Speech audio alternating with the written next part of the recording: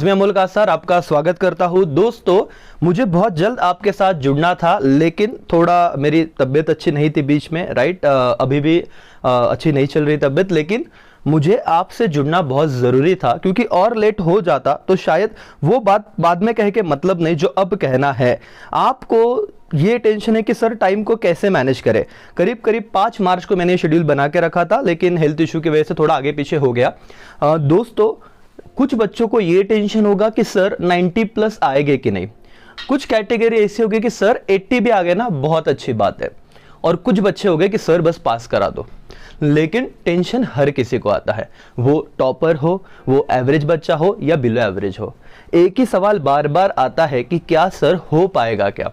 और दोस्तों, believe me, आज का लेक्चर जो भी सुन रहा है, एक कॉन्फिडेंस तो मैं आपको दे ही दूंगा कि क्यों वो हो पाएगा या क्यों होना चाहिए, राइट। यस और नो। दोस्तों, आपका टाइम मैनेज नहीं हो रहा था, या फिर सर दिन चालू तो हो रहा है लेकिन ना खत्म हो जाता है, मतलब पता ही नहीं चल रहा कि 1 मार्च कब चालू हो गया और कब आज 8 तारीख आ गई, राइट। और वो क्या कर रहा है, और प्रेशर बढ़ा रहा है, जिसकी वजह से पढ़ाई होने के बजाय उस प्रेशर की वजह से मेरी पढ़ाई कम हो रही है, राइट। और ये आपके साथ ही नहीं हो रहा है, बहुत सारे बच्चों के साथ ही हो रहा है। तो अब क्या करे सर।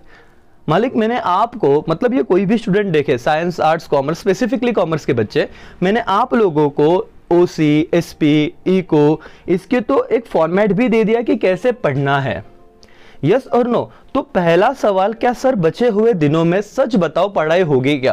क्योंकि बहुत बार ऐसा रहता है कि ऊपर ऊपर टेंशन हटाने के लिए लोग बोलते रहे हो जाएगी, लेकिन बिलीव मी, मैं कोई भी बड़ी बड़ी बातें नहीं करने वाला। डेफिनेटली आपकी पढ़ाई होगी, क्योंकि आपका पेपर पैटर्न भी सेम है और सारे क्वेश्चन क्या आने वाले हैं वो भी मैंने आईएमपी दे दिया है, राइट। और अगर न्यू नोटिफिकेशन के हिसाब से वो क्वेश्चन बैंक अगर देने वाले हैं, वो अगर जल्द से जल्द रिलीज होता है तो डेफिनेटली उसका भी अलग से फायदा होगा आपको।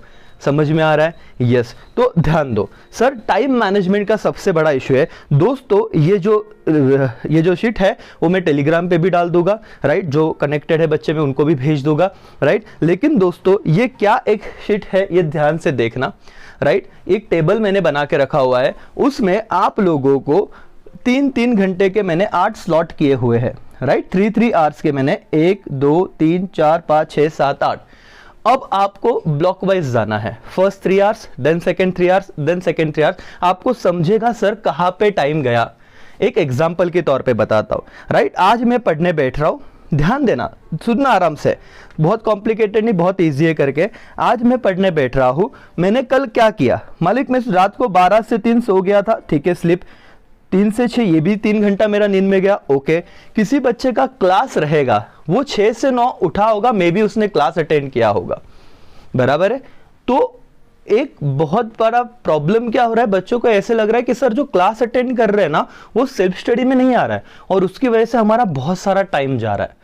कुछ लोगों के, कुछ स्टूडेंट्स के कॉलेज वाले उन्हें परेशान कर रहे हैं। डेफिनेटली थोड़े घंटों बाद हम इस पे भी बात करेंगे कि क्या इंटरनल मार्क्स पूरे मिल सकते हैं क्या, राइट। बहुत सारे इश्यूज है। लेकिन ध्यान दो, 6 से 9 किसी का क्लास नहीं है, तो क्या यहाँ पे एक थियरी सब्जेक्ट होगा।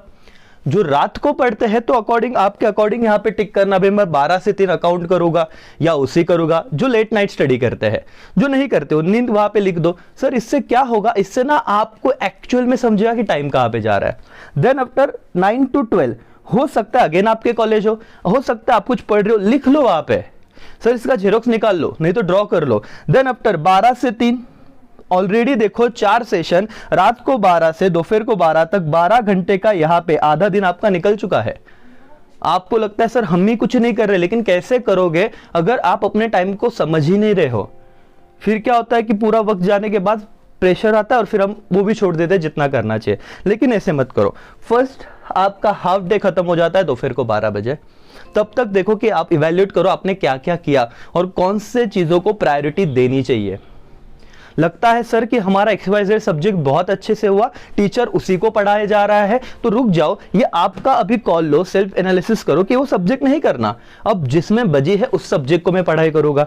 यस और नो। फिर 12 से 3 किसी को अगर खा के सो जाना है सो जाओ, नहीं तो मालिक उसमें आपको अकाउंट दोपहर का टाइम है, अकाउंट करना है करो। ऊपर से देखो प्रायोरिटी 10 दिन की छुट्टी है, मतलब जिनका मैथ्स नहीं होगा वो भी एक बार एनालिसिस करे टाइम टेबल को। समझ में आ रहा है। यस और नो? यस, 3 से 6 का एक शेड्यूल है, 6 से 9 का एक शेड्यूल है, 9 से 12 का एक शेड्यूल है। जब आप हर एक चीज वहां पे नोट डाउन करोगे, आगे का आप हो सकता है एडवांस में, जैसे 8 तारीख अगर आप शाम तक ये वीडियो देखते हो तो राइट, शायद 1-2 ही सेशन बचे हो 3-3 घंटे के, राइट दोस्तों। याद रखो, आपको एक चैप्टर पे फोकस करना है, पूरा सब्जेक्ट हो जाएगा। आपको एक दिन पे फोकस करना है, 30-40 दिन में आपकी सारी पढ़ाई हो जाएगी। आप पढ़ने बैठे तो ये मत सोचो कि सर एका दिवसातच मला पूर्ण सब्जेक्ट संपवायचा है। इससे क्या होगा, सब्जेक्ट तो दूर की बात है, आप उस सब्जेक्ट का एक चैप्टर भी कंप्लीट नहीं कर पाते। सो समझ रहे हो क्या? गलतियां ये नहीं हो रही कि आप नहीं कर सकते, प्रॉब्लम ये हो रहा है कि आप अपने माइंड को फोकस नहीं रख पा रहे हो और बहुत सारे रीजंस की वजह से डिस्ट्रैक्ट होते जा रहे हो।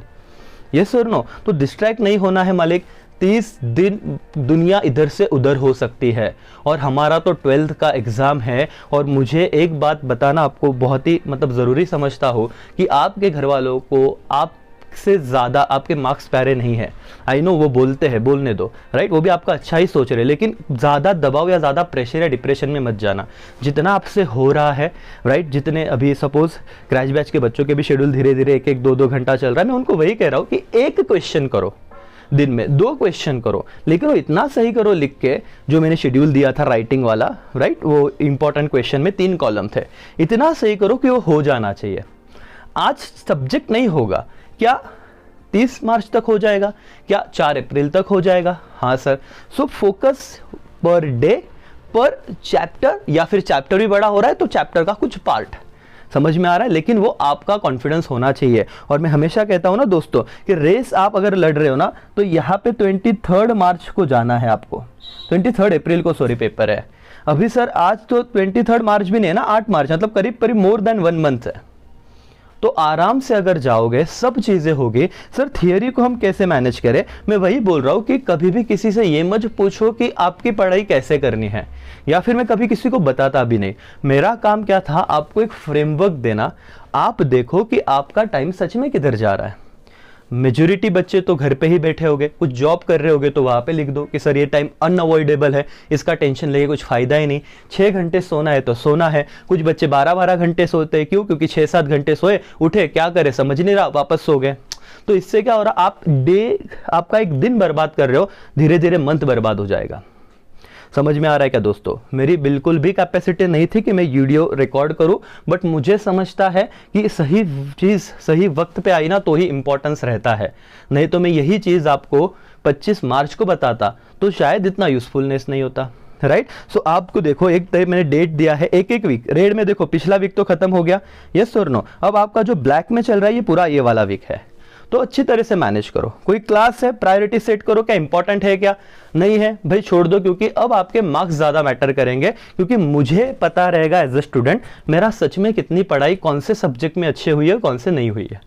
मेरा अगर मैथ्स नहीं है, मुझे लगता है अकाउंट बाद में करूँ, या थोड़ा थोड़ा जो सर पढ़ा रहे उन्हीं के साथ 1-1.5 घंटा पढ़ूँ, वो करवा के देंगे, ओके राइट। एंड बाहर के कोई भी सब्जेक्ट रहे तो सर मैडम ये 24 घंटे आपके पास है, 3-3 घंटे का एक ब्लॉक है, राइट। ये ध्यान से देखिएगा, समझेगा। और मैंने वापस कहता हूं कि सीधा किसी को फॉरवर्ड मत करो, वीडियो देखने को बोलो। आपके पास विराट कोहली के पास, सचिन तेंदुलकर के पास, मेरे पास, सबके पास 24 ही घंटे है। मालिक कौन कैसे यूज करता है इस पे डिपेंड है सारी बात है। समझ में आया, यस और नो?